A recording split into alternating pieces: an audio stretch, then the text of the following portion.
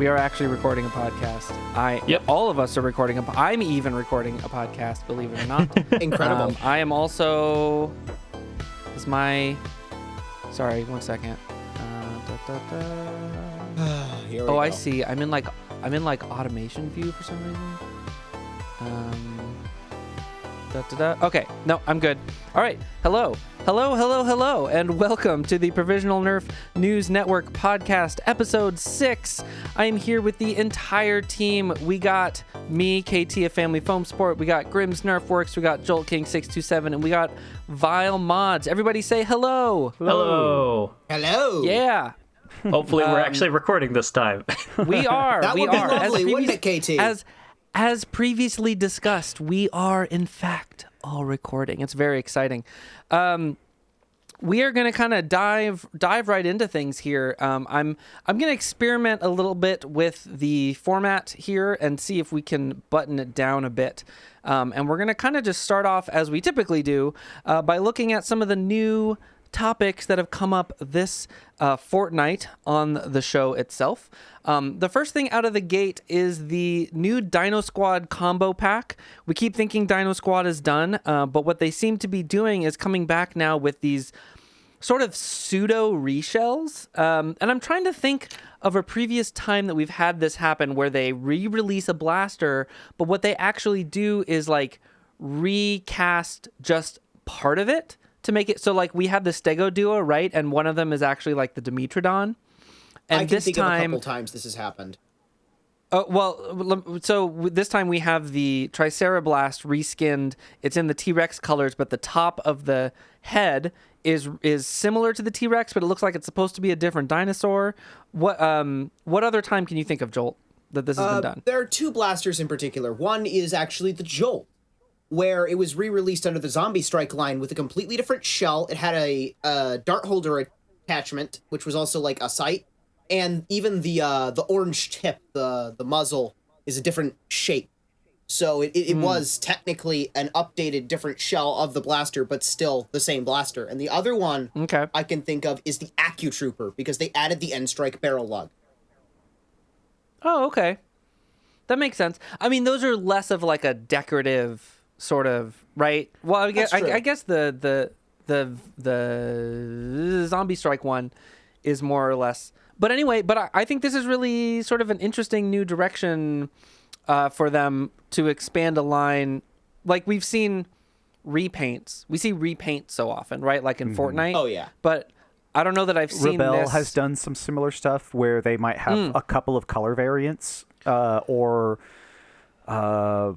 Jolt, wasn't there another line that did just a different repaint, just a different color variant? I think I know there were a couple of them, because there was the Sweet Revenge that had the stripes on it. I was going to say the Sweet Revenge had like 3 different variants. There was the white one with the stripes, there was the purple one, and then there was like a blue one or something almost, I think. Well, you know what's actually almost even more in line with the thinking that I've got on this is the redone Rebel blasters that had the charms on them, where they remolded those shell pieces with the holes in them so that they could accept the charms, but the rest of the blaster was the same blaster. Right. Right? So not necessarily true. The Jolt is actually different. So the bow I can see, the bow is very, very similar to the Heartbreaker bow, but the Jolt is different from the normal Rebel Joltoid. It eliminates the dart storage up top. Okay.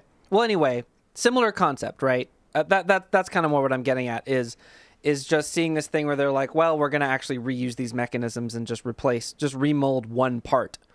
It's a very unique way of getting around like having to make new stuff for a line and keeping the line still on store shelves with the toy presence and whatnot, which is at least it's better than seeing them axe off the line, because I know a lot of people really like this line because they find it very fun. That's the thing. I really like these. I am actually now considering, as soon as they go on sale, getting the Dinosquad blasters that I've skipped recently, because I kind of want a complete collection, honestly. Like, they just remind me so much more of my childhood Nerf of, like the Stingray type stuff. Yeah, exactly. Yeah. The one thing I will say that's interesting, so between the Stego Smash and obviously the Tricerablast, two kind of reskins, the one thing I find interesting is if you've taken these blasters apart, the parts that they are changing are much more like rubber. They're not actually like plastic. So I have a couple of them that I've torn apart, and that top section, you don't where the spines are or horns or whatever, a lot of them, that's actually a really soft material. It's not a hard plastic, and it's almost interesting that they're using that as the piece that they're changing on the whole blaster. It was almost like they decided that this was going to be the part that they'll just reskin or just change the mold a couple of different times or however many times they plan to do it. But that's the one thing I will say I'm finding rather interesting is it's not a hard plastic. It's that softer material, whatever it is.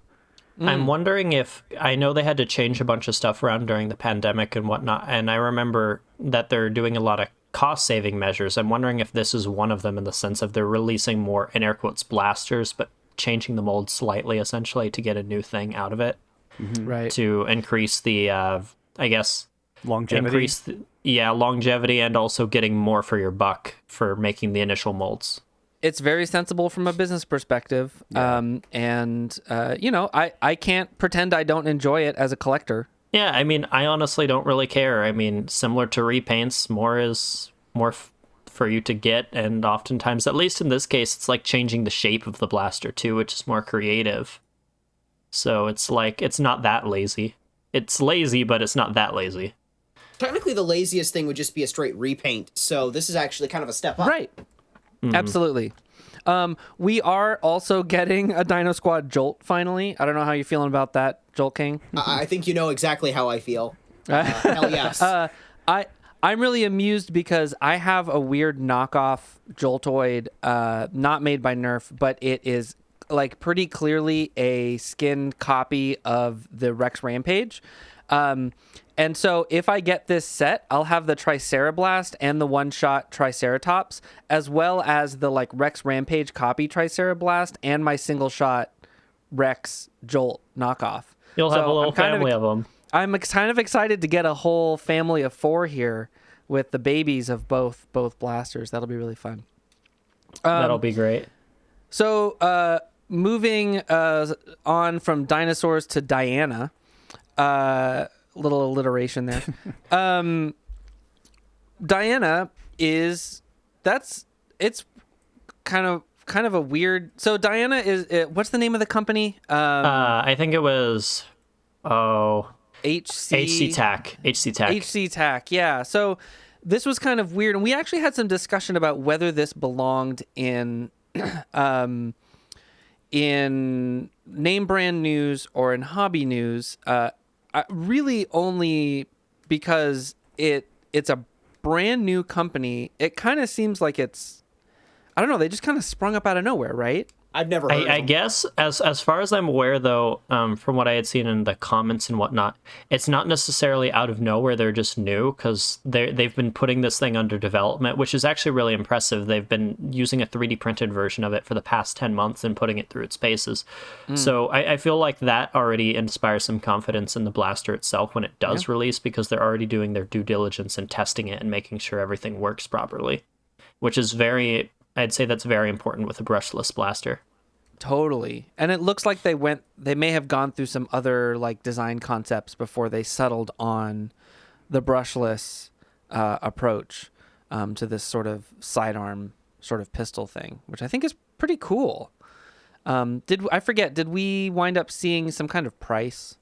As far as I can see anywhere on the thing, no. Unless it was in the post that got taken down, there hasn't been any mention of price thus far. Right. Anyone else have any thoughts on this? I will say it looks interesting. Proprietary mags is a bit of an oof, but at this point with all the mag and grip stuff, it's kind of a given. The guy who seemed to have experience with it, I'm not sure if he works for the company or he's just been helping them with testing or whatever. He seemed to mention that Nightingale and Talon mags will fit into the mag well. The only thing is that they don't catch, so it would be simple to make something modification-wise to get them to actually lock in place. This seems to be a theme with a lot of these mag and grip things, is that they fit, but they're just catching different spots, which is a little aggravating. Well, and we'll come back to this too when we get to the game face Geon. That seems to be a thing that's going around right now with all these little mag and grip pistols.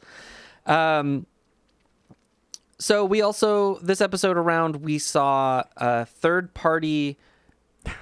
We're trying not to use that term, but we saw these hyper blasters on Amazon that are not made by Nerf, which is not the first time that I forgot that we had seen other ones. Those takedowns that are hopper takedown fed. ones. Yeah. The hopper fed takedown things.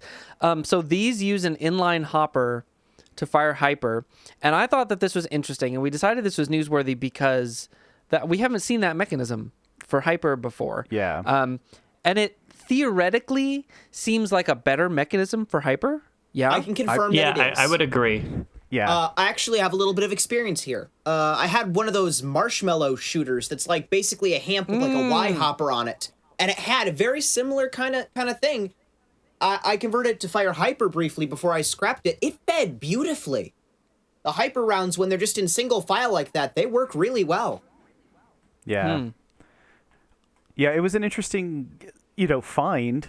It's unfortunate though, because when I was doing, my little segment for this and looking it up, I was like, that's interesting. They're showing multiples, almost like having them as a mag, and you're putting a mag on. You just keep multiples loaded. Oh, I wonder if they have spares, which unfortunately they don't. And then obviously, I kind of made the little plug about the price, and I was kind of shocked. It's eye-watering. The price is wild. Yeah, the prices are wild. For like prices like that, I'd expect it to at least be like an electronic blaster, like an AEB or I guess AEB in this case still. Yeah.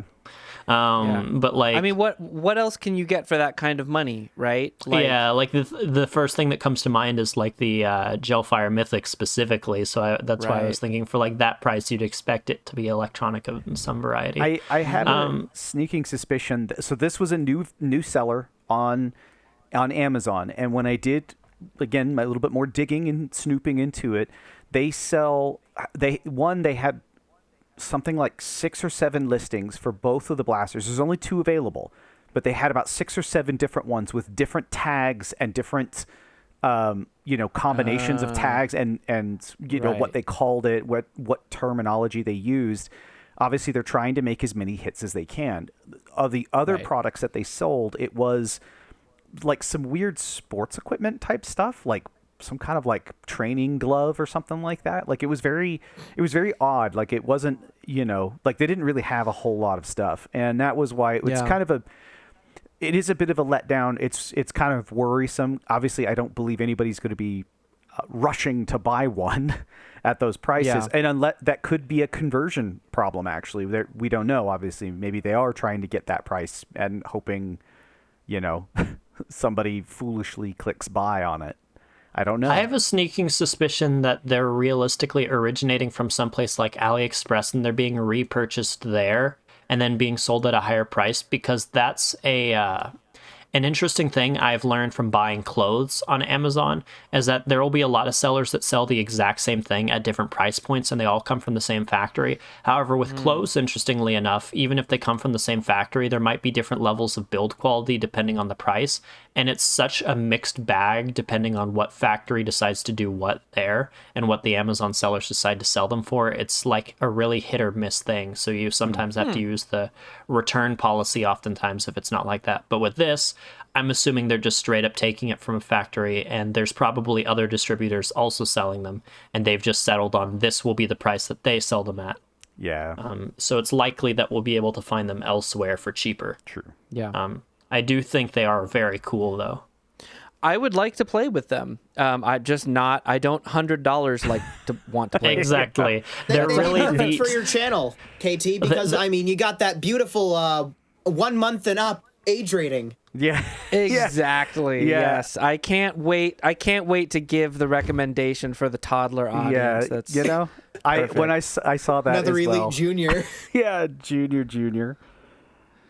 Yeah. The other thing I thought that was really neat about them was the transparent shells. And then the other thing I noticed is it looked like the springs were also coated, similar to like SFI SF25 TCs or whatever. They were like coated in matching yellow or like neon green to match the balls. That is an interesting detail. I mean, I guess that's part of what I'm wondering too is there a reason that they're this expensive and that reason is not well explained because of like language differences?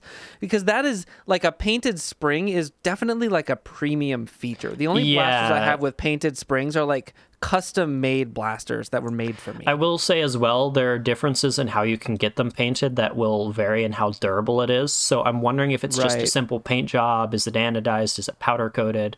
But they don't explain any of that, so we wouldn't know. Exactly.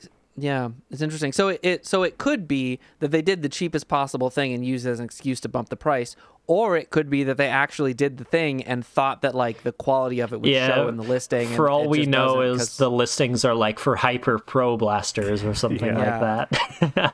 Interesting. Okay, sudden shift in tone. I don't even remember where I found this, but this Towne versus Zombies event. So this is a Nerf group in Utah that is another one of these mall takeover events, which I think were made probably most famous with that video that Captain Xavier was in with was it Vice magazine? It was, I think it was Vice, and it was Mall Mutation Mayhem or something like that, if I remember right. The way I had first heard about that one is I remember a bunch of people in our local Kansas City club, which is a couple hours from me, had asked, hey, do a bunch of people want to go up here and we can all represent our club since it's in St. Louis, which is only a handful of hours away from there. I didn't go, of course, since I live further into Kansas, so it would have been like a 4 or 5 hour drive, 6 hours maybe. But it was interesting for sure. Yeah. Well, so have any of us been to a game like this? Because I would love to. I haven't been to a mall takeover, but I have been technically. I guess you could refer to End War as like a campus takeover. I was at the last End War. Well, yeah. I mean, I think this indoor setting sounds really different and really interesting. Well, I'd love to get to one at some point. And I guess I think that this was newsworthy and interesting because it just means there's another one out there, right? I only know of like there's Mall Mutation and there's this one. I want to say that there's one other one that is happening at some point as well. Even outside of the realm of just mall takeovers and the realm of like HVZs, it really feels like compared to when I entered the hobby, HVZ is like a dying breed. When I first joined the hobby, which was like around 2015, there would be like, you could search up every state and you'd find an HVZ almost, or at least multiple HVZs. I remember even in my local area, like a 5 hour drive from where I live or whatever, in Springfield, Missouri, they had a big HVZ, and then there were other HVZs in the state over, and I was excited about that when I got older to go to them, but all those clubs died out before I ever got around to stuff like that. And then other local scenes also have lost their HVZ clubs, or they're just slowly dying out, because from what I hear, it kind of happens with you have a student body president who's president of the club, who's very excited about the club, very, very passionate, and then he passes it on to the next guy. When he graduates, that next guy is passionate about it, but not to the same level, and then it just slowly dies out from there, essentially. Right. Well, and remember also, we've had 3 years where basically there were no events. And so any campus organization that was already sort of having those difficulties, that's probably going to be the nail in the coffin for an organization like that. And recovering from that is going to be very challenging for any kind of event. Oh, COVID killed a lot of clubs. Yeah, it did. It really did. But yeah, I don't know. I would love to put an event like this together. I don't know of like a place around here that would do for that. Doing the venue relationship, that's so challenging. So like kudos to this group for pulling that off. No, I know that on their Facebook page, they were talking about like having negotiations with the thing, and they're like, we don't have all the details yet because we're still negotiating it, and then they would come back and have more details. And I had that map to show, and that's their map of like the space that they're actually using for the game. Gotcha. I mean, it's a good use of a dying mall if it is a dying mall, or maybe it's a healthy mall, but it's more than likely that it's a dying mall considering how malls are going. Most malls are dying malls. Most malls are dying malls. In the age of you can order anything you want on Amazon, why go to a mall? Like, there's a mall that comes to mind locally that I've been seeing slowly die out since I was in middle school. And me and my friends, when I first got into high school, we were like, wouldn't it be cool in a perfect scenario that we bought that out and turned it into, like, the coolest Nerf field ever? But it's unrealistic, unfortunately. Unfortunately. Something like that, even if I ever gathered the money, it would be fun to put on something like an HVZ like they're doing at this one that I am thinking about. But I feel like a lot of malls make for just a good HVZ scene in general. It's like something straight out of a zombie film. Oh, if you actually had access to the stores to build a space, ridiculous. Imagine the cleanup, though. Woo! Well, if it's a full-time Nerf arena, you don't really have to. Yeah, you can just leave them on the ground and use them for scavenging. The only thing I can say from one that I visited a lot is that they have to pick up all the dead darts, and that's a process and a half, is going around picking up all the dead darts that are lying around. Of course. It would be, that this is actually an interesting idea for a game where like you specifically have a round in a game that's scavenge only. So you have a big round that you specifically, it's like a round where people use all different kinds of ammo, and then you have a scavenge only round after that where you only can pick up ammo off the ground, and then you do a dart cleanup. I feel like that would lead to an interesting play style where people the round before would be a lot more reckless with their ammo, so that way there's more ammo to pick up later. It's true. But that could almost be seen as it might go very fast paced, because if they run out of ammo quickly, that means the round is going to go by quicker as well. This is something I have to think about for the next game event that I plan. I like that a lot. Okay. I want to specifically talk about a couple things that we added to the show at the last second. And as much as I want to talk about those things, I want to kind of talk about our process. Just because I think it might be interesting for folks at home to kind of get a little bit of a behind the scenes situation going on with this. So when we record our show, we release it on every other Friday. And currently the way that we do it is we have a filming deadline on Tuesday night with the assumption that there will be stories that we want to insert in the remaining couple of days before it comes up. And this time around, the Baby Banshee mini wheels were announced like right on the filming deadline. And additionally, the Game Face Geon, we knew that it was coming, but we didn't really know anything about it. And then suddenly it appeared on Amazon. Then it was immediately sold out. And then it appeared on Out of Darts for pre-order. And then AB Quintic in our Discord actually got one. And so we jumped on recording segments for these. Same with the Noidcore. As well. And the Noidcore, that's true. We did the Noidcore so recently, I didn't even put it in the outline. Like I literally just filmed the segment for the Geon this morning before I went. Well, not before I went back to bed. I was still up for a while after, but like that was pretty early. I think I started on that like 7 o'clock in the morning or something.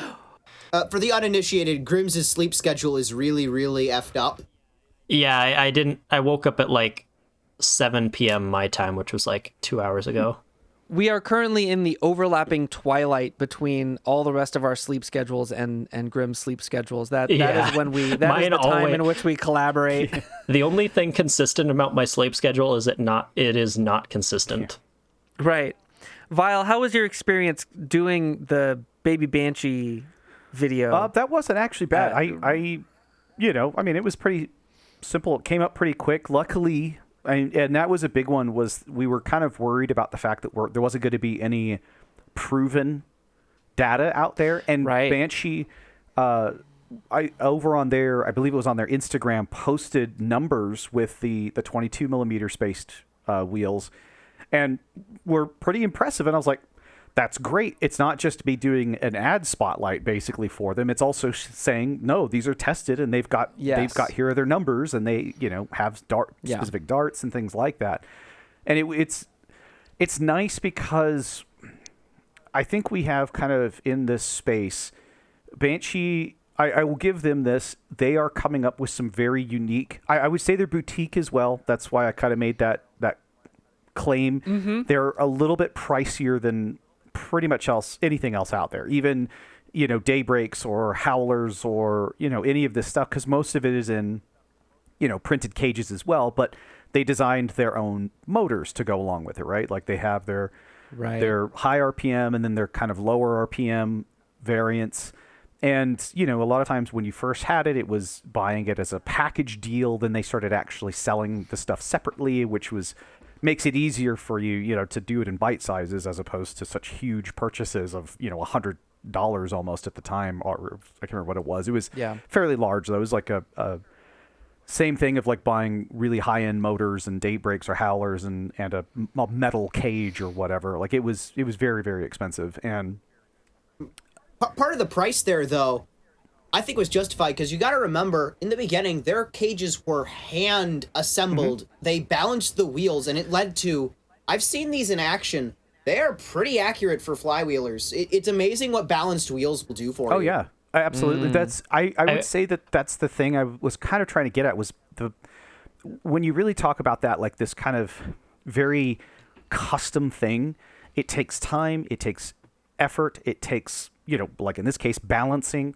That stuff does come down to a cost, and it does really add to it. Now, being able to offer these for, the rest of us is like to be able to build our own setups is really nice, because that, a micro wheel setup really offers a lot of opportunity for, really cool builds that are still hitting really fairly competitive number ranges too. So that's kind of why now, granted, if they've done all this work and they do all these things, for anybody listening, understand that your mileage may vary because of the fact that Banshee knows what they're doing and balancing this.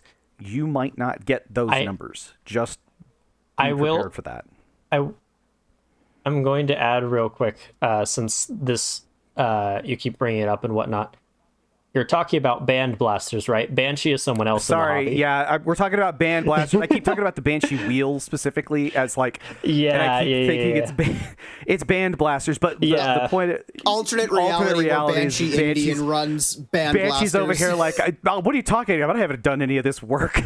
What's funny is Banshee actually watches our podcast and our news show. Banshee's gonna be like, why do they keep mentioning my name? I don't understand. Oh, what's up, Banshee? People are gonna start pinging Banshee about flywheels now. Yeah. Shout out to my homie Banshee. He's a real one. So, but the point is, for anybody out there, I'll just make the Banshee noise every time. Every time, say it. Perfect. But the point is that they are doing that time, and that does go into those numbers. So for anybody else, the more time you put into your build and the more time you put into getting these things lined up and balanced well, and you've tested your motors before you put them in. There's a lot of work that goes into it. Actually, I've learned quite a lot from Foam Blast just hanging out with them for a bit about motors in general. And, so it's something that people need to understand. You may not necessarily get those same numbers, because if you didn't put that time into it, you're not going to get the same amount of outcome from your build. So be sure to understand that you need to put that time into it. I'm a little bit offended that nobody's going to ask me where I got that noise from. Oh my God. In the Banshee part of the video. So where did you get it, KT? I would love to know. I got it from my mouth. Wait, I made that sound. Oh my God, yes. It's this thing I can do that goes with a couple of effects on it. Dang. Yeah, just some effects on it. Yeah. That's great. I did like 4 takes too to get it exactly the way I wanted it to sound. That's awesome. Yeah. I will say on the Banshee wheels, it kind of goes back to the old Britner forum theory that the only thing you need when it comes to flywheels is a pair of bulldogs and good balancing, because I used to, friends of mine and these Britnerfers, we would get in arguments on their forums and they'd say, no, I'm telling you, you can beat out a Snickers cage and all you need to do is get a well-balanced pair of bulldogs and do your tuning right. And then they'd show a video of this like dead accurate blaster. Everyone would be like, how did you do that? And they're just like, well balancing. Mm-hmm. I remember seeing stuff like this on the forums back in like 2015 even. So it's just kind of like a commonly missed thing when building flywheelers that really does have an impact. This is an old classic thing, you know, like you do the time and you get the results. This is a thing in for drummers in music. You can, like, 90% of your sound is how you tune the heads on your drums. You can take any old junky drum set and get it to sound good if you put a fresh set of heads on it and you really pay attention to what you're doing. And I think that this is no different. It's the time, you know, people, it's very easy, especially when you have fancy parts being marketed to you, to think that you can just buy a nicer part and put it in your blaster and you may get some result. But the real time results that you're going to get are in the time and the effort that goes into your setup. I think that's true with Springers as well. Like, you know, it's more about the time and the tuning and the care that you put in. Sorry, Joel, what were you going to say? I was going to say, this is not even just in modded stuff, but this is in also some stock blasters too, because if you've never seen an Ultra flywheeler, frequently out of the box, they have horribly misaligned flywheels. Right. Absolutely. So I've had 2 Ultra amps. My first one had pretty badly misaligned flywheels, and it was not accurate at all. Recently, I got another one, and its wheels are, by some miracle of God, actually balanced properly, and it shoots dead straight. It shoots, straight. They're Straight-ish. balanced to each other, but they're slightly to the side, so it shoots to the right. But consistently. Consistently. Yeah, consistently to the right. It shows. That's just the funniest thing to me. This is a really interesting topic that bugs me a lot when I'm doing reviews, because when I get a blaster and it's in that kind of condition out of the factory, I have no way of knowing, are they like this on average? Is mine an outlier that was done poorly? Are they all just random? They're probably all just random, but like, it seems to me that ones that are actually properly balanced are the outlier from what I've seen. I don't think I've had any other Ultra flywheelers that were balanced out of the box. And so if I'm doing a review the way that I do reviews, which is for a probably relatively uneducated, like non-hobbyist consumer, it doesn't make a lot of sense to do the review to get into that and to do the review saying like, well, once I balance the flywheels on this, once I really make sure that they're perfectly adjusted, I'm getting these kinds of results. But you won't unless you also open up your blaster and do all this tuning to it. Most of these people aren't going to do it.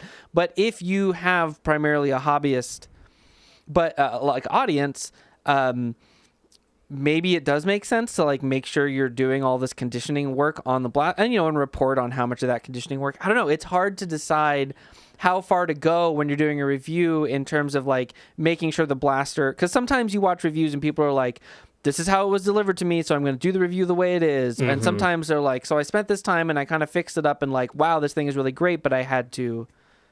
Yeah, I had a similar problem with the new Rival blasters, because some of the new Rival blasters had a problem with under-lubing or other problems to where they need to be taken apart and redone, so they weren't literally shooting out their own O-rings when firing, like, for example, the Rifle Fate.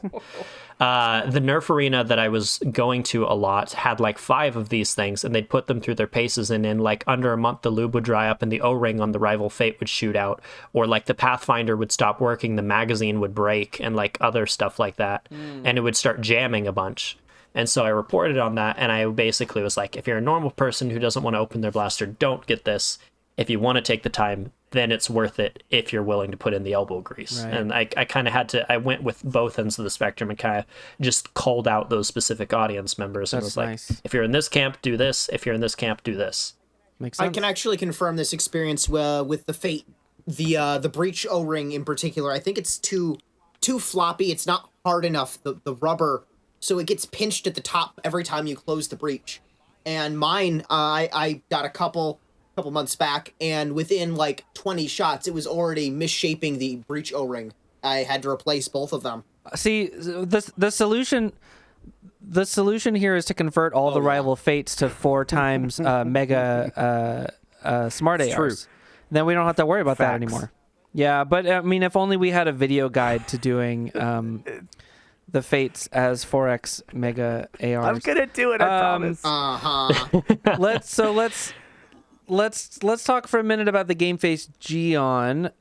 This one again, last second thing that popped into us, and kind of a mess. Yeah. It's kind of a mess. I mean, I would say even how it got into the show itself was kind of a mess because at first it popped in normally and we're like, all right, we're going to report on this, and I was going to take the segment. Then it randomly got pulled and it's no longer was in stock on Amazon, and we're like, all right, we're not doing this video. We're not going to add this segment to the video. And then it appears on Target and Out of Darts like last second. Yeah. Which apparently I missed this when I was writing my script. It does appear on Target now for some reason as well. Is it like immediately deliverable? I'd have to go back and look. Game Face, I can search this up real quick. I'm doing it right now too. Oh, I got Geon's Black Holes and Quantum Foam. Oh wow, Geon's Black Holes and Quantum Foam: A Life in Physics by John Archibald Wheeler with Kenneth Ford. I love that this title happens to have foam in the name of this book. So I just found the listing, and it says it's sold out. Notify me when it's back in stock. Okay. Well, R.I.P. See, the weird thing is the Out of Darts website also said make sure you don't miss out next time before it sells out again or something like that. So I'm wondering if it just like sold out or if that's just the Out of Darts website way of saying it's a pre-order or something. That is the Out of Darts website way of saying they don't have it a lot yet. of websites just do that. Like if the stock is 0, it just says out of stock, no matter whether it's ever been in stock or not. Like it doesn't check. I've seen them do this with like Captain Slug stuff because Out of Darts has been working on doing all that. Yeah. And if you've actually looked, they've sold that as sold out. It says specifically, don't miss out, grab yours now before we sell out again. I think that text is just generated by the I think website. It's just generated now. It's not. Nobody went in there and typed that. I think that might have been another part that was copy-pasted from the listing for the try-on, because if I remember correctly, that one did sell out. Oh, yeah. Going over that, actually, that would be interesting to go over the funny things that it seems to claim the Geon does. Well, it just says it's a try-on. Yeah, it basically just says it's a try-on. I think it's... I mean, I assume that they just duplicated the try-on entry and then started to edit it and, like, didn't get around to finishing it. So it's fun to joke about it, but I'm sure that they just... Like, they don't have them available, so they... I mean, looks like... It is a little weird that you can send them money to reserve your spot for it. Oh, did they update changed it? Their or they updated it. It still says some of the stuff. No, it doesn't. It does say everything. Other than the SKU still says Game Face Try-On. They actually fixed it finally. So I think... The only proof that it ever there said it is. anything Compact, high else about it sidearm is in our video. All So right, what you're saying is if someone buys this, they can use our news as evidence that they were misinformed. Their pistol does not have a buffer tube. Sorry, Luke. We have captured that moment in time forever and ever. Out of Darts is trying to throw us off. Well, okay, so... On the blaster itself, we have another proprietary mag and grip blaster.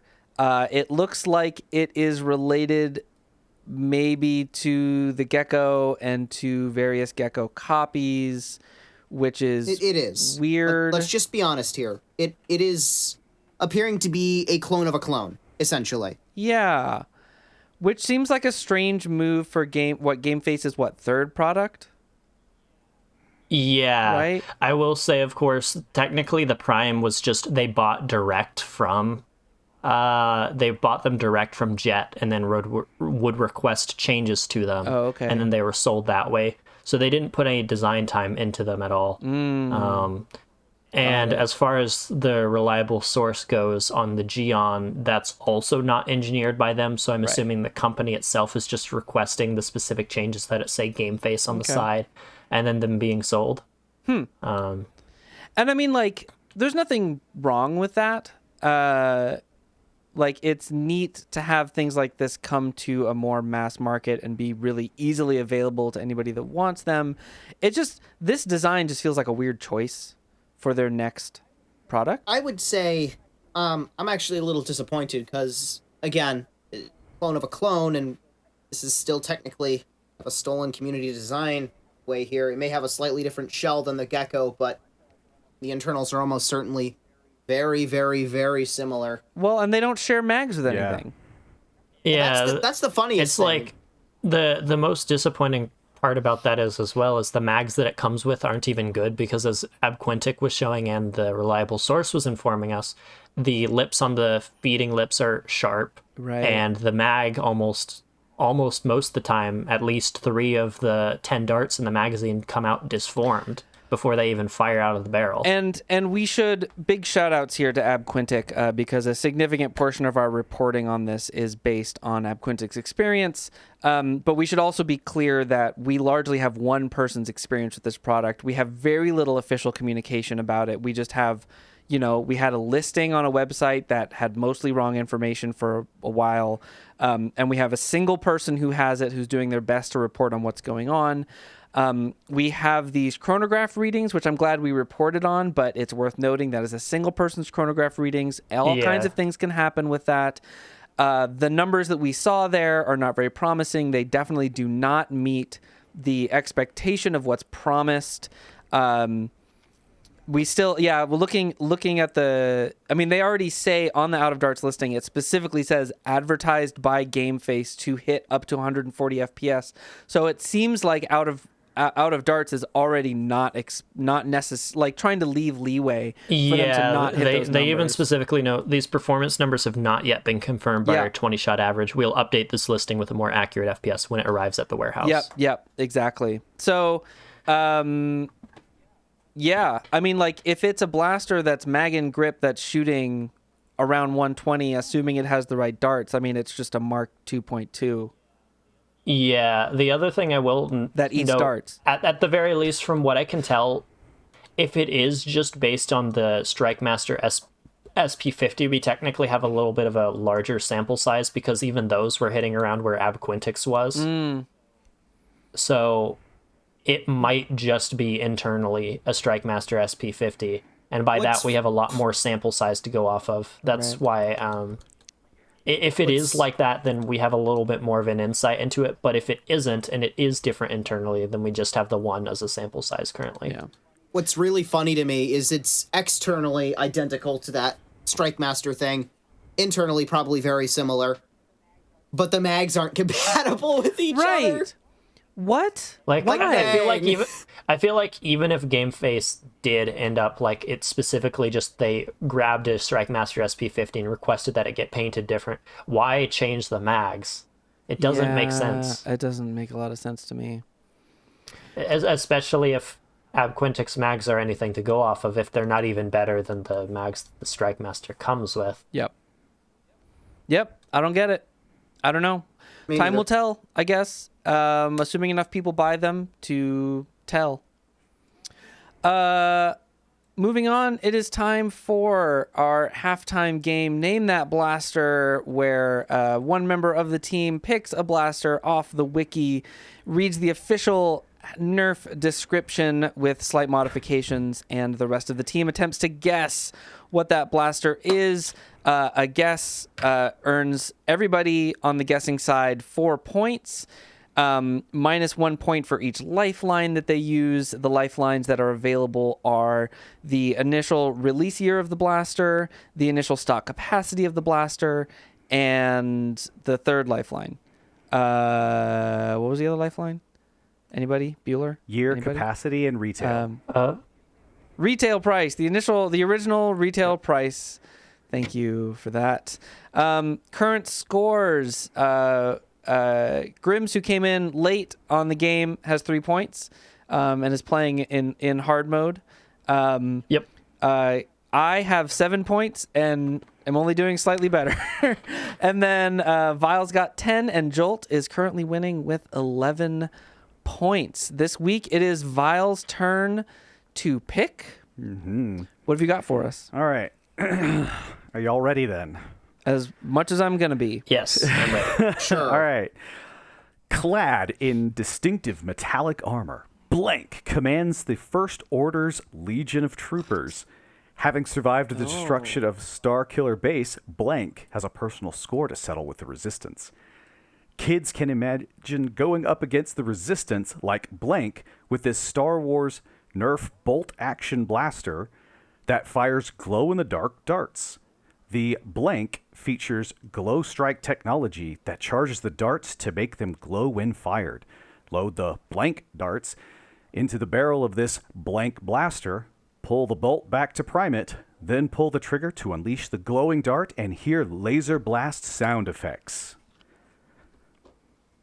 And that's it. Okay, so there's a lot of information Okay, I know here. exactly what this is already. Do you know the name? Do you actually know the name of it? Captain Phasma blaster. The Star Wars. Yeah, I was gonna say it's Captain Phasma. It is obviously a Captain Phasma blaster. Is that what it's called?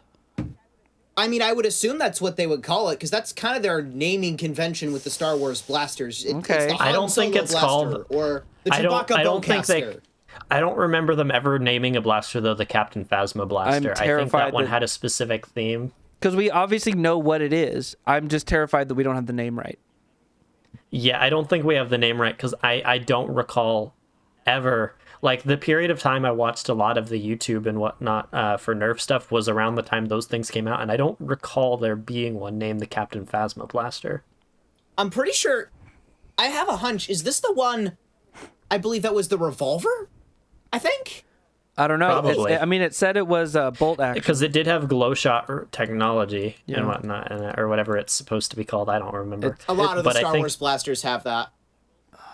I will say, technically, there were two that were revolvers, if I remember right. There was the red one that was the Stormtrooper blaster. I think they were the same blaster, but different colors. I have that one, the red one. I know Grimm, I think, passed one up at a thrift store a couple months back, and I'm pretty sure that's what this is that I think it's that same shell. I think it's the same shell, just a different color, because they did that a lot. Yeah, it's the white one rather than the red one. I'm fairly I just don't remember. That's what this I just don't is. think it was called the Captain Phasma blaster. Oh. Yikes. I mean, I don't know what else to call it. So Any lifelines? Are y'all... I don't have a. I mean, I don't think that I would don't help think us a remember the lifeline name, is because but we know what it is. We just don't know what it's called, and none of the lifelines are going to give us what it's called. This is not the first time this has happened. No, it is not. I guess I could use my guess. I guess I can guess for now. At least. Well, hold on. Maybe. Let's ask this. Could it be using like a word like disruptor, or a word like could it be the Captain Phasma disruptor or trooper rifle or something like that? I don't Trooper know. rifle, Stormtrooper rifle sounds. That would be more plausible. I mean, think. we know that it is specifically the Captain Phasma one. Yes, But I would assume it would be having to name with that character, though, because the other stuff would already be called things like the First Order Stormtrooper blaster, and that is already a blaster. That's the Rampage thing, right. I believe. And then there's the one that's the deluxe one, which is a flywheeler.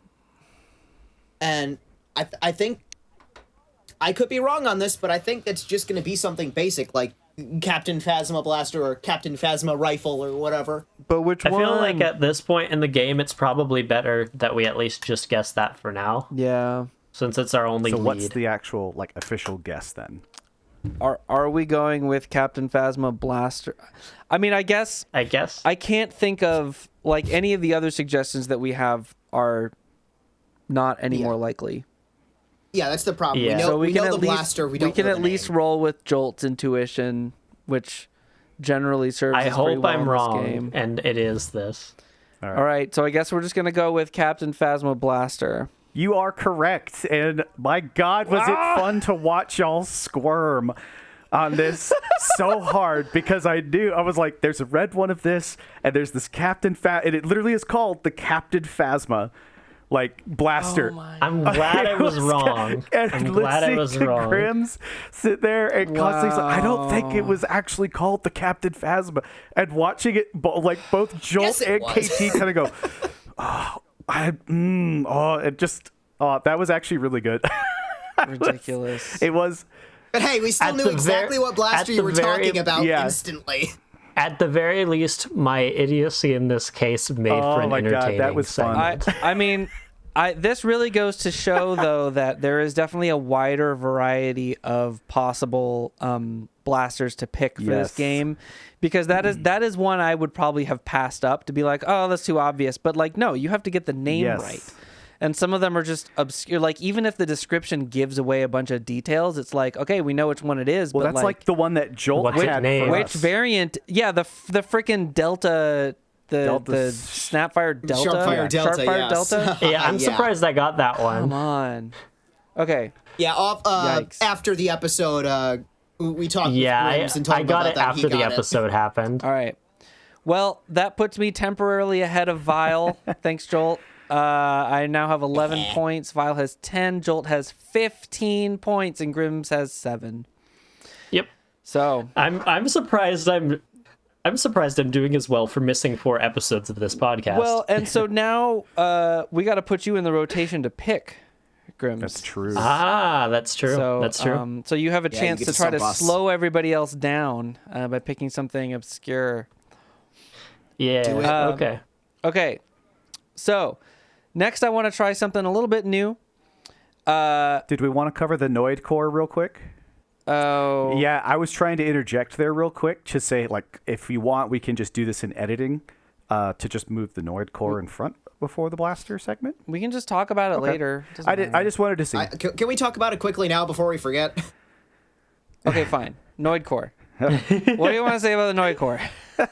Noidcore is cool because semi-auto over full auto. Don't at me. Yeah, I really just wanted to put it in there. I'm always impressed with what OFD is working on, and making something that is very open source like this, that is allowing people to build around a core of any kind, and breaking that wall down for people to get into solenoids is huge, because I've had solenoids since I got into this hobby, and I haven't used one yet.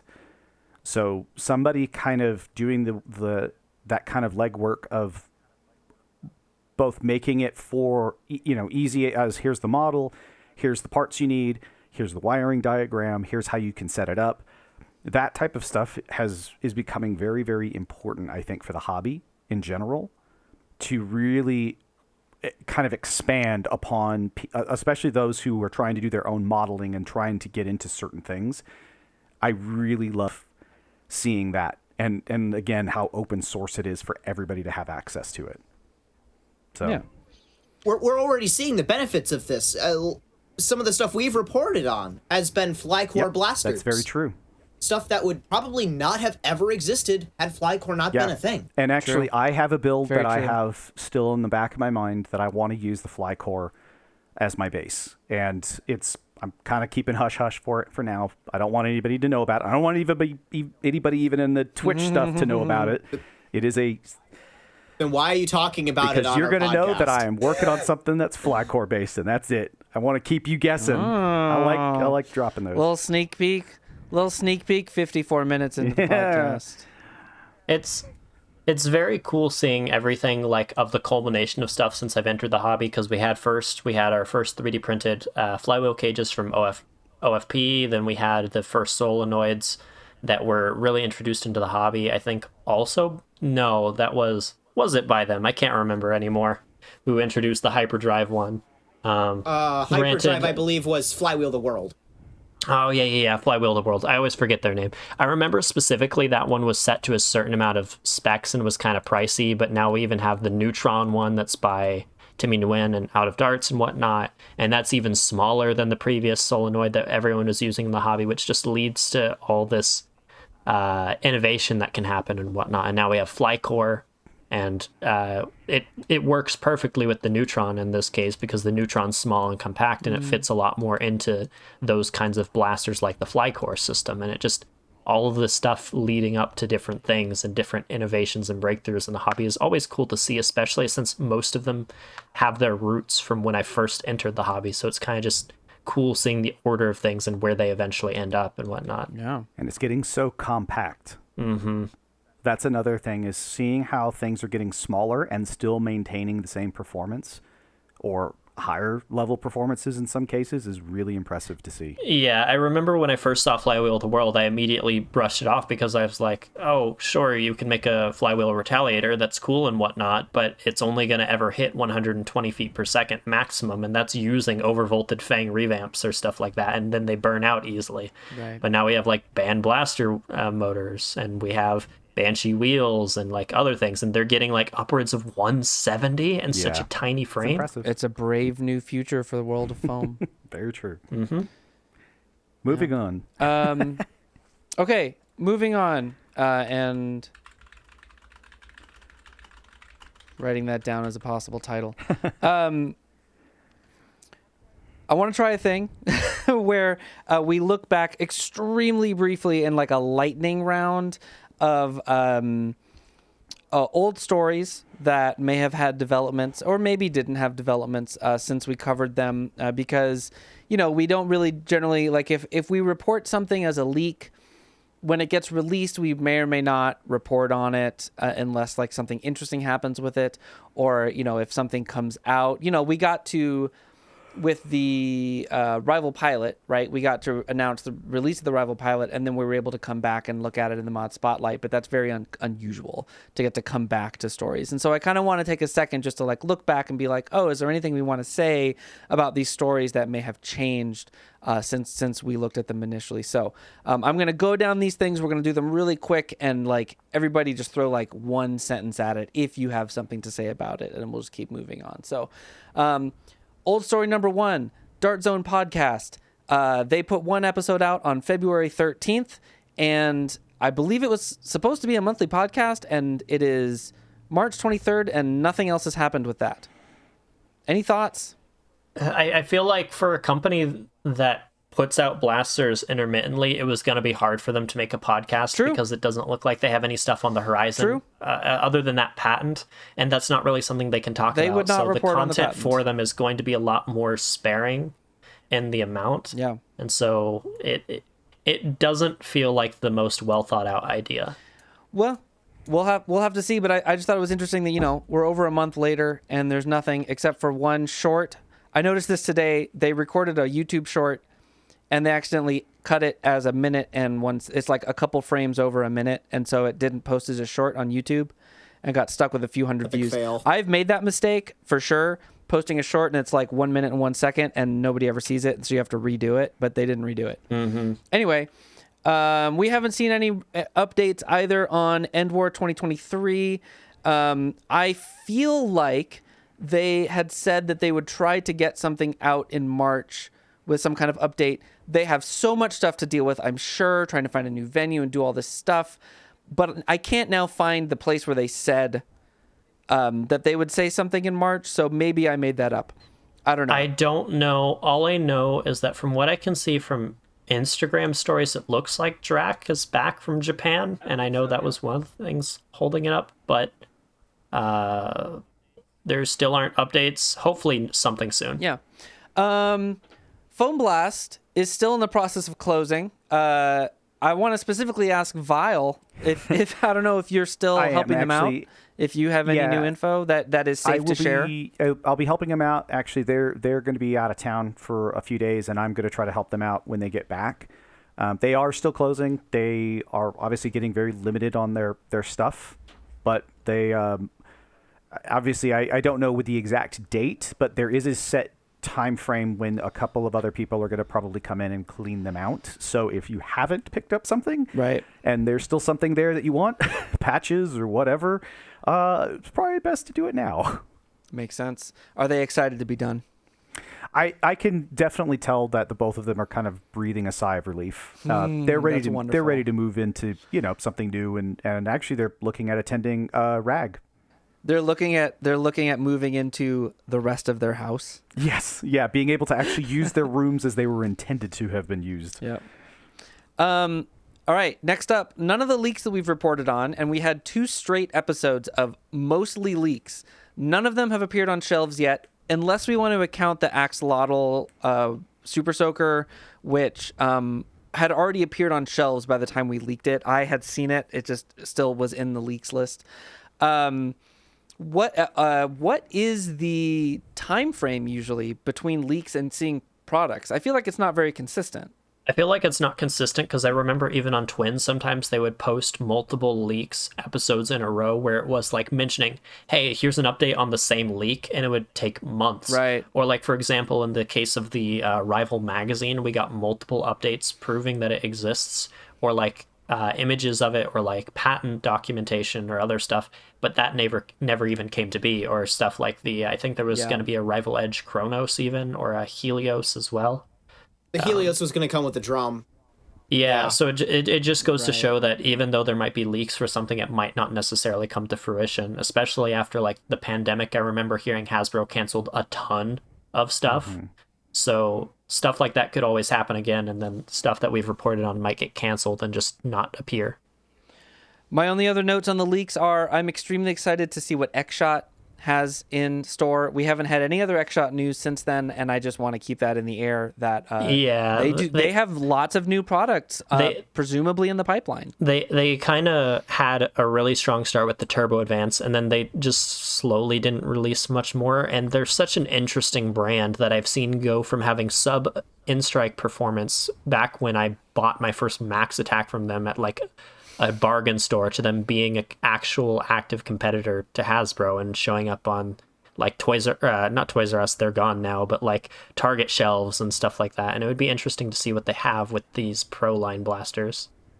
My only other note about the leaks is I just want to remind everybody that there is a leaked blaster called Joseph. Just want to make sure everybody keeps that in mind. Mm-hmm. We also, one of the first things we reported on was the D&D blasters. We do now have them. They are extremely weird. They are weirder than I thought they were when we reported on them initially. I haven't done my reviews on them yet, but the Themberchaud is supremely weird with a rubber tail. I don't know. It's just bizarre. I went back to rewatch our first episode, and I remember looking through the D&D ones, and you had a lot of enthusiasm for them, and I still laugh when I saw the one that you're like, it's a great and powerful dragon, but in Nerf it's just a jolt and whatnot. Yeah. I mean, I have a lot of enthusiasm still for the concept, but having the product in hand,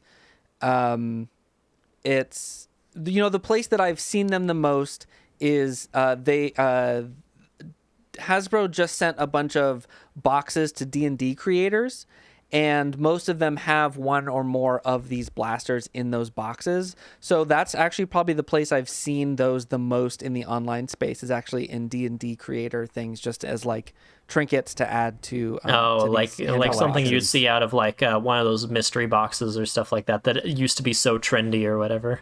Well, and you think about these boxes that X-Shot was sending to a lot of our foam flinging creators. They were sending things like that. There's a really cute Ginny D, I'm not sure how she pronounces it, but a YouTube D&D creator who's really great, did a little short where she opened up it looks like a treasure chest, but of course it actually is a mimic. There's like giant teeth and a tongue inside the box, and so she like stabbed it with a sword. It's really good. That's great. And it had the Themberchaud blaster in it. So I'm seeing them in a lot of non-Nerf spaces as just like a D&D prop. So if that's what they are, fine. I do like I do like the connection between the two franchises. So we'll see what happens. Gallarhorn. What's your Gallarhorn up to, Vile? It's been hanging on my wall ever since I put it there. Mine is leaning up in the corner, right. And I made 3 TikToks with it, and it's just kind of a bear to deal with. So there is somebody has the information. I cannot remember who posted it, where the hidden screws are that are under the orange top priming bar. They actually have like an exact drill a hole here, and you have access to the screws, and you can then take the whole thing apart. So I've been wanting to do that. It's just like you said, it's a bear. I can't really put it on my work desk. I have to do it on the floor. But that is a big one though. That is really cool. That's good to know. That's good to know. At the very least, slight shill here. I do know that there are various people, including Silver Fox Industries, that make shells for them now that increase performance. Yes. So if you don't want to open them, that is an option. I'm really interested in that. My 3D printer is kind of acting up. I haven't been able to print anything over a certain height. Part of it is just the weather changing here. There's like seasons where I can't really print because I don't have a climate-controlled place to do that. That makes sense. But I'm hoping to get my hands on some of the Silver Fox ones. That would be really, really great. I would love to do content on those and find an excuse to use it in a game with one of those. But at some point in the future. Elite Junior, I'll just talk about that real quick. I just put my video out about Elite Junior, and I was very enthused when it came out. I'm still kind of like the D&D. I'm still very enthused about the concept.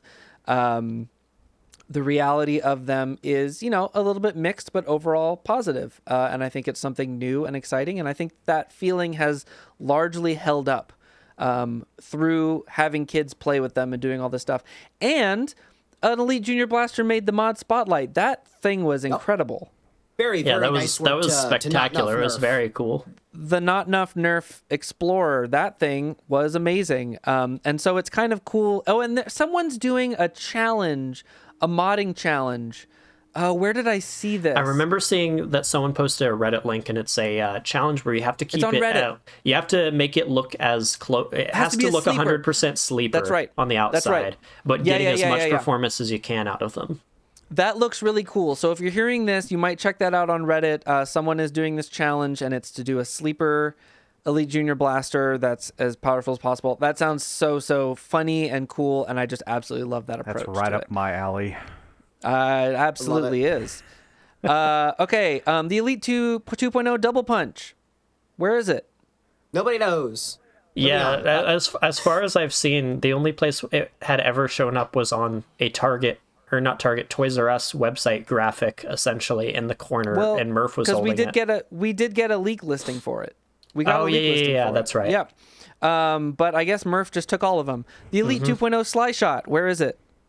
A couple of people have gotten this. I've seen. Oh, really? I think it was. A couple people actually got them. I saw it on Facebook as well that people were getting them. I believe I saw it on.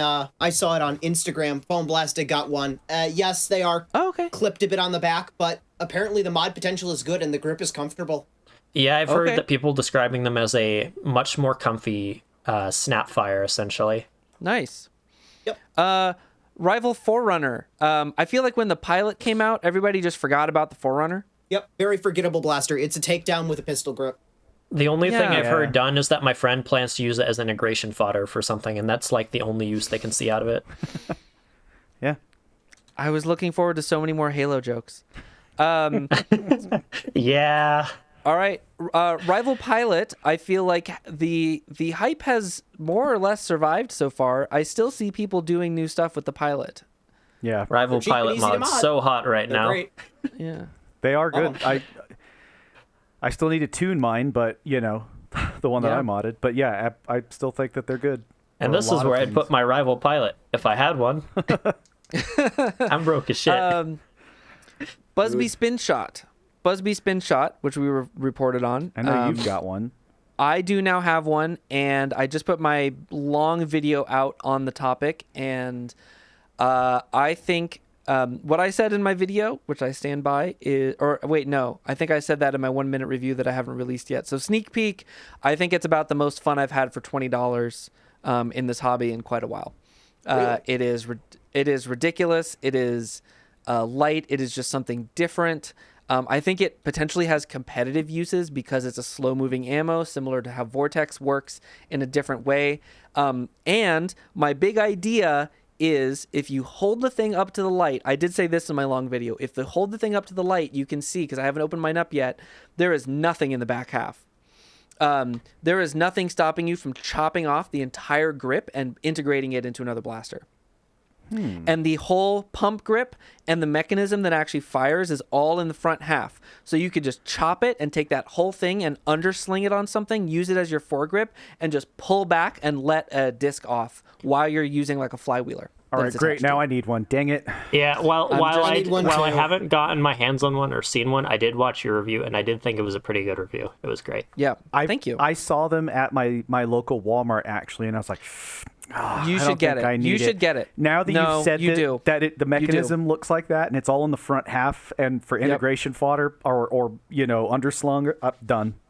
I'm getting one. I'm telling you, like, an interesting concept like that, like, are you getting enough plastic and like bulk for $20? Questionable. In terms of just like the fun and the play value and how different and exciting it is, $20, frickin' steal.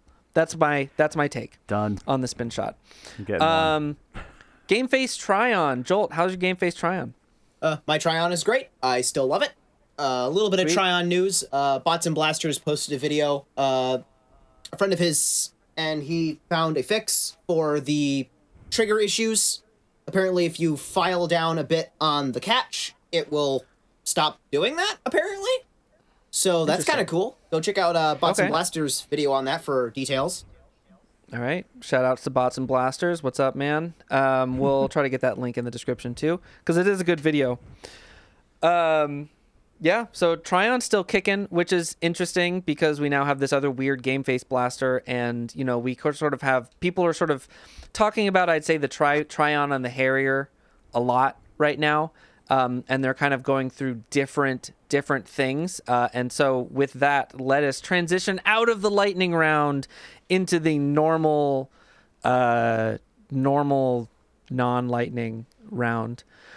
Everybody take a deep breath. Slow down. Final story. Great job, everybody. Great job, everybody. We did it. We got through the lightning round. Pat on the back. And get into what I think is sort of our final sort of main topic for this podcast, which is a mix of an interesting and complicated topic, which did not wind up making the show.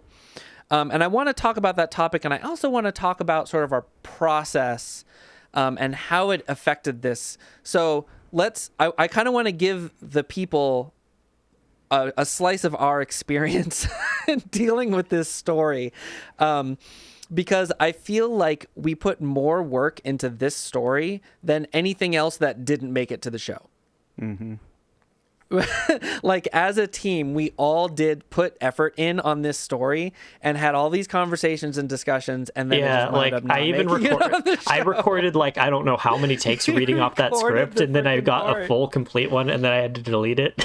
And then we just took it off the show. Yep. Okay, so the topic at hand is the Worker Harrier, not its release, because that was already well known in advance. But there was a. Do you want to explain the background, Grim? Sure. So essentially, a guy who goes by Peter Parker on Facebook was claiming that with his upgrade spring for the Worker Harrier, after around 5,000 shots, it stopped catching, and he was theorizing that it was something to do with the surface on the plunger head was slipping on the catch or something like that. And now I feel like we saw this post from Peter Parker, and that was definitely the most high profile post about it. But I feel like other people were saying that they were also having problems. I haven't seen it yet so far. Okay, I definitely don't know that on the high spring load, if you dropped the blaster or like smacked the back end really hard, it would fire. Right, which feels a little bit like that's within parameters. Right, if you're smacking it really hard, right? Like, I don't know. Still a little concerning. But yeah, I remember Jangular actually mentioned that in their review as well with the high power spring. If you tap it, it fires, but it's manageable. I had seen all this going down over Facebook over the past couple of days, but I thought this falled into more of drama, so I hadn't really brought it up yet on the news. That's one of the important things about it. We really don't want to cover things that just feel like back and forth drama, like those things. If we tried to cover every community drama every news episode would be like 30 minutes long. We would turn into drama alert, and we would never have content to run out of. It would be like a who said, he said, she said. That stuff is not interesting, partly because it's just people's interactions, and like they should have those interactions and not have to worry about like how they're going to be reported on or you know, that's not news. It's not relevant to however, when something results from that, or when there's an official statement that sheds new light on things that maybe results from those conversations, that's when if it's interesting and feels reportable, that's when it kind of turns into news to me. And so when we started to see what seemed like official responses from Worker that really seemed to shed some interesting light on their design process, they talked about the design of the Swift as well, to give context to it, where and I have one of the alternative plunger heads that they offer to the original metal one. I haven't installed it in my Swift, but it was supposed to deal with a similar issue where the metal on metal would wear out faster. Like, they know about these issues, and it's like, well, if you as a hobbyist are going to make changes and you're going to put in a heavier spring load, you have to accept that changes, you know, it sort of changes how quickly your blaster is going to wear and the way that it's going to respond to certain situations, and that those things apply to the Harrier as well. And so the operational conditions that Peter Parker was using fall under that, right? Am I explaining it right? Kind of. It was, they kind of were explaining that, and then the material choices and like certain other stuff. They also mentioned something about like potentially an upgraded catch spring for the 1.6 millimeter spring. But herein lies the problem with this source, of course. Do you mind if I go into what we found out about this source? Okay. So, well, hold on. So at this point, we were like, okay, we have this interesting thing to report on, and you wrote up a script and you recorded the whole segment, and we had it all sequenced into the show. I'm not like edited into the show, but we had it all like worked out as to where it would fit, and then. Yeah, and then I got into a conversation with a good contact of mine, and this reliable source basically informed me that, hey, the email on the website that they link is a worker email, but the email that's listed on the Facebook page, we don't think that's an actual worker email. The site seems super sketchy. Like, the weirdest thing about it is if you actually go to downloads on the worker website that they have listed, there's a download section, and if you download the file and export it, it's a photo of a dragon from World of Warcraft. What? That's a test image to test how images work on the site. What the frick? And as far as I'm aware, they stated that the site is super sketchy, and they have already confirmed from their sources that website is not an official worker site. And so the fact that it basically called into question the source as to whether it was really worker, because the site they were linking is not worker, but had an email of a worker employee on it, and the website or the Facebook page had an email that wasn't a worker employee and was also weird. So it was like this weird like mixture of some of this information looks legit, the rest of it looks really sketch. Yeah. So it's unlikely that it's actually worker, is what my informant essentially told me. So the whole thing just wound up being a huge nothing sandwich. It's like we can't even really answer that question, and we certainly can't report. Like, it's not. The whole value in reporting this was on, we have an official statement from Worker that has all this interesting information that the vast majority of people may not see or find. This is an opportunity for us to convey that information that's really interesting on the background of the products that people are considering buying, on the things that people want to take into games. Like, that's valuable. And now it's just kind of a big question mark that's just like useless. We still could have potentially reported on it. Say, for example, there was a lot more widespread problems with the Harrier. We could have at least reported on, hey, a lot of people are having issues on the Harrier. But as far as I can tell, other than slight mentions of it firing when you tap it on the high spring load, that's the only person who's actually had it stop working. And that's not a large enough sample size for to consider it pattern. That's just like, it's an exception, not the rule with them, it seems. So yeah, you know, that was an experience.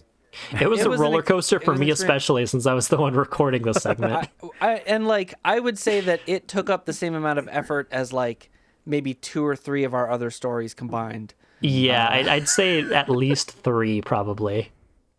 Like, I took significantly less effort on the filming the Diana segment or the Geon segment. Those still took time, but not nearly as much time as this one. And all the time we spent deliberating over as to whether or not to even cover it to begin with.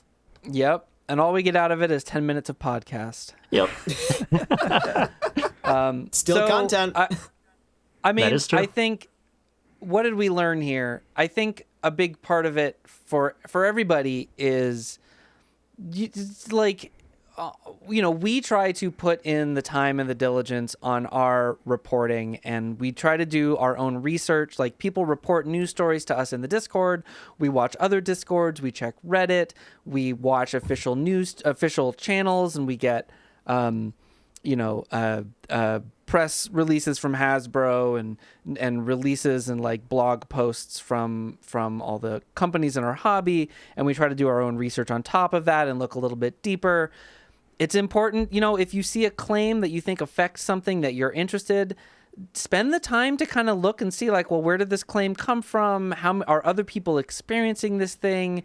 You just got to put that time in. And we will always try to do our best to have the most complete information that we can when we prepare a story for our show. But, you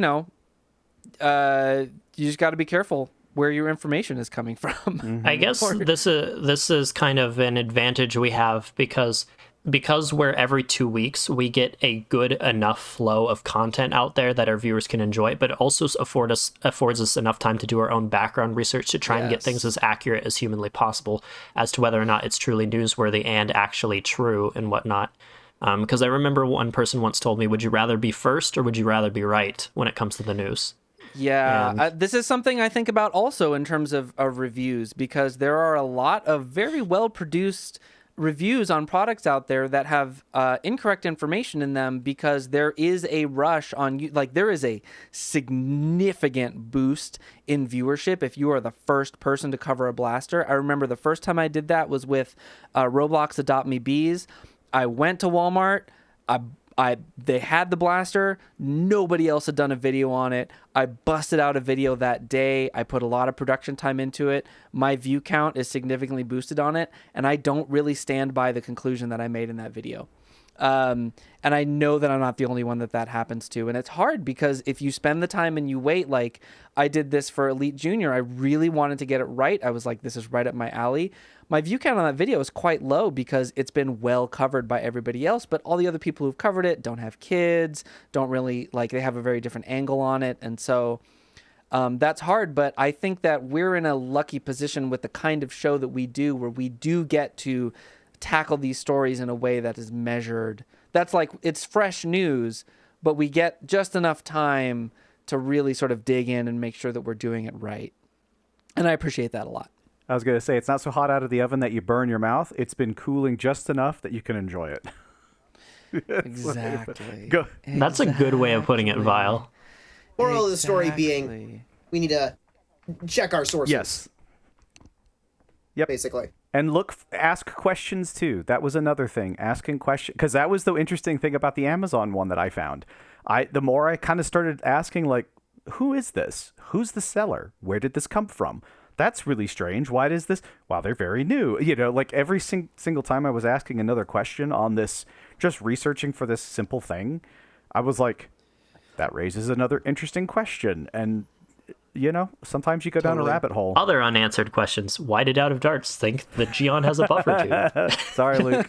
Indeed. Sorry, Luke. And it's also worth pointing out, we did have these two stories that did get added at the last second, the Baby Banshee Mini Wheels, the Game Face Geon. Those were not actually new stories. We had known about them for a while. We actually had them on our story list, but they got bumped off because they weren't out yet. There wasn't enough information on them. We have a few stories like that have gotten bumped a couple episodes. The Red Herring did that. We actually had the Red Herring on our list 2 episodes before, and the release kept getting bumped back because we weren't sure when the hardware kits were coming out. And we had like Taffy like on a retainer to guest on the podcast because we were kind of like waiting for it to be ready to release. So these stories weren't actually fully new, but then suddenly they dropped like literally the day that we had to do the recording on it. And so we Flycore too, them in. But or we already had Noidcore. And the Noidcore as well, was already on our list. So there's a little bit of behind the scenes on our process and how the show comes together. Sometimes it feels like it barely comes together, but I feel really good about our team. I feel like we do really, really good work. So I just want to say I appreciate all of you. My friends. I appreciate you too, KT. And the show that we put I appreciate it. We all appreciate you as well. Real MVP here. Indeed. For sure. You can tell me that again when I'm done editing the podcast tomorrow. Okay.